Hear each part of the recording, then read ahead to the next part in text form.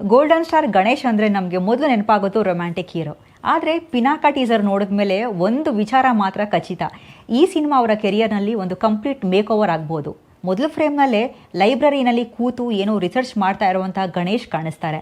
ಅವ್ರ ಕೈನಲ್ಲಿ ಕಾಣಿಸುವಂತಹ ಸಾಲಿಗ್ರಾಮ ಮತ್ತು ಅದರೊಳಗಿಂದ ಹೊರ ಬರ್ತಾ ಇರುವಂತಹ ಬೆಳಕು, ಇದು ಸಾಮಾನ್ಯ ಥ್ರಿಲ್ಲರ್ ಅಲ್ಲ ಅನ್ನುವಂಥ ಮೊದಲು ಸುಳಿವು ನಮಗೆ ನೀಡುತ್ತೆ. ಅಲ್ಲಿಂದ ಟೀಸರ್ ನಿಧಾನವಾಗಿ ಮತ್ತೊಂದು ಜಗತ್ತಿನೊಳಗಡೆ ಕರ್ಕೊಂಡು ಹೋಗುತ್ತೆ. ಮುಂದೆ ಗಣೇಶ್ ಒಂದು ಗುಹೆ ಒಳಗಡೆ ಹೋಗಿ ಏನೋ ಹುಡುಕ್ತಾ ಇರುವಂಥ ದೃಶ್ಯಗಳು ನಾವು ನೋಡ್ಬೋದು. ಆ ವಿಜುವಲ್ಸ್ ನೋಡಿದಾಗ ಇದು ಕೇವಲ ಟ್ರೆಷರ್ ಹಂಟ್ ಅಥವಾ ಅಡ್ವೆಂಚರ್ ಅಲ್ಲ, ಒಂದು ಹಳೆಯ ರಹಸ್ಯದ ಹುಡುಕಾಟ ಅನ್ನುವಂಥ ಫೀಲ್ ನಮಗೆ ನೀಡುತ್ತೆ. ಇನ್ನು ಟೀಸರ್ನಲ್ಲಿ ಎ ಹಾಂಟಿಂಗ್ ಸೀಕ್ರೆಟ್ ಅನ್ನೋ ಲೈನ್ ಕೂಡ ಬರುತ್ತೆ. ಅದರಿಂದ ಈ ಕಥೆಯ ಮಧ್ಯದಲ್ಲಿ ಹಲವು ವರ್ಷಗಳಿಂದ ಮರೆತು ಹೋಗಿರುವ ಒಂದು ರಹಸ್ಯ ಇರ್ಬೋದು ಅನ್ನೋ ಕುತೂಹಲ ಮೂಡುತ್ತೆ. ಮತ್ತೊಂದು ಇಂಟ್ರೆಸ್ಟಿಂಗ್ ಪಾಯಿಂಟ್ ಏನು ಅಂದರೆ, ಟೀಸರ್ನಲ್ಲಿ 2 ವಿಭಿನ್ನ ಕಾಲಘಟ್ಟಗಳ ಸುಳಿವು ಕಾಣಿಸುತ್ತೆ. ಒಂದು ಕಡೆ ಇಂದಿನ ಕಾಲದ ಗಣೇಶ್ ರಿಸರ್ಚ್ ಮಾಡ್ತಾ ಹುಡುಕ್ತಾ ಸಾಕ್ತಾ ಇರುವಂತೆ ಕಾಣಿಸಿದ್ರೆ, ಮತ್ತೊಂದು ಕಡೆ ಪುರಾತನ ಕಾಲದ ಯುದ್ಧ, ಕತ್ತಿಗಳು, ಗುಹೆಗಳು ಮತ್ತು ಅತೀಂದ್ರಿಯ ಶಕ್ತಿಗಳಂತಿರುವ ವಿಜುವಲ್ಸ್ ಕಾಣಿಸುತ್ತೆ. ಇದು ಪಾಸ್ಟ್ ಹಾಗೆಯೇ ಪ್ರೆಸೆಂಟ್ ನಡುವೆ ನಡೆಯುವ ಕಥೆನಾ ಅಥವಾ ಇತಿಹಾಸದಲ್ಲಿ ನಡೆದ ಘಟನೆ ಇಂದಿನ ಬದುಕಿಗೆ ಕನೆಕ್ಟ್ ಆಗುತ್ತಾ ಅನ್ನೋ ಪ್ರಶ್ನೆಯನ್ನು ಟೀಸರ್ ನಮ್ಮ ತಲೆಯಲ್ಲಿ ಬಿಟ್ಟು ಹೋಗುತ್ತೆ. ಆದರೆ ಉತ್ತರ ಮಾತ್ರ ಕೊಡೋದಿಲ್ಲ.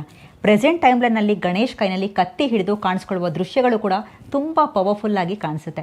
ಇಷ್ಟು ವರ್ಷ ನಾವು ನೋಡಿದ ಗಣೇಶ್ ಅವ್ರಿಗಿಂತ ಇಲ್ಲಿ ಸಂಪೂರ್ಣ ವಿಭಿನ್ನ ಬಾಡಿ ಲ್ಯಾಂಗ್ವೇಜ್ ಕಾಣಿಸುತ್ತೆ.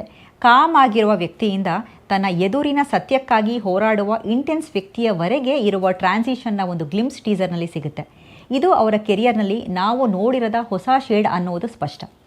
ಟೆಕ್ನಿಕಲಿ ಹೇಳೋದಾದರೆ ಟೀಸರ್ ತುಂಬ ಗ್ರ್ಯಾಂಡಾಗಿ ಮೂಡಿಬಂದಿದೆ. ಇನ್ನು ಕೇವ್ ಸೀಕ್ವೆನ್ಸಸ್ ಆಗಿರ್ಬೋದು, production design, lighting, VFX, colour palette ಹಾಗೆಯೇ ಬ್ಯಾಕ್ಗ್ರೌಂಡ್ ಸ್ಕೋರ್ ಇವೆಲ್ಲವೂ ಸೇರಿ ಒಂದು ಮಿಥಿಕಲ್ ಥ್ರಿಲ್ಲರ್ ವರ್ಲ್ಡ್ ಕ್ರಿಯೇಟ್ ಮಾಡುತ್ತೆ.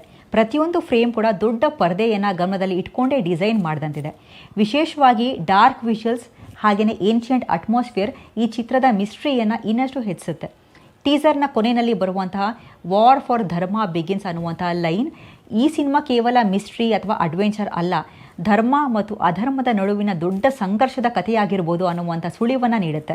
ಆದರೆ ಅದು ಯಾವ ಮಟ್ಟದಲ್ಲಿ ನಡೆಯುತ್ತೆ, ಯಾರು ಯಾರ ವಿರುದ್ಧ ಹೋರಾಡ್ತಾರೆ ಅನ್ನೋದನ್ನು ಚಿತ್ರತಂಡ ಏನೋ ರಿವೀಲ್ ಮಾಡಿಲ್ಲ.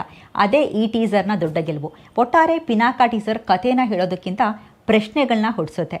ಸಾಲಿಗ್ರಾಮದ ರಹಸ್ಯ ಏನು, ಗುಹೆ ಒಳಗೆ ಗಣೇಶ್ ಏನನ್ನ ಹುಡುಕ್ತಾ ಇದ್ದಾರೆ, 2 ಕಾಲಘಟ್ಟಗಳ ನಡುವಿನ ಸಂಬಂಧ ಏನು, ವಾರ್ ಫಾರ್ ಧರ್ಮ ಯಾರ ವಿರುದ್ಧ, ಇಂತಹ ಅನೇಕ ಪ್ರಶ್ನೆಗಳೊಂದಿಗೆ ಟೀಸರ್ ಮುಗಿಯುತ್ತೆ. ಒಂದು ವಿಷಯ ಮಾತ್ರ ಈಗಲೇ ಹೇಳ್ಬೋದು, ಇದು ನಾವು ನೋಡಿದ ಗೋಲ್ಡನ್ ಸ್ಟಾರ್ ಗಣೇಶ್ ಅಲ್ಲ.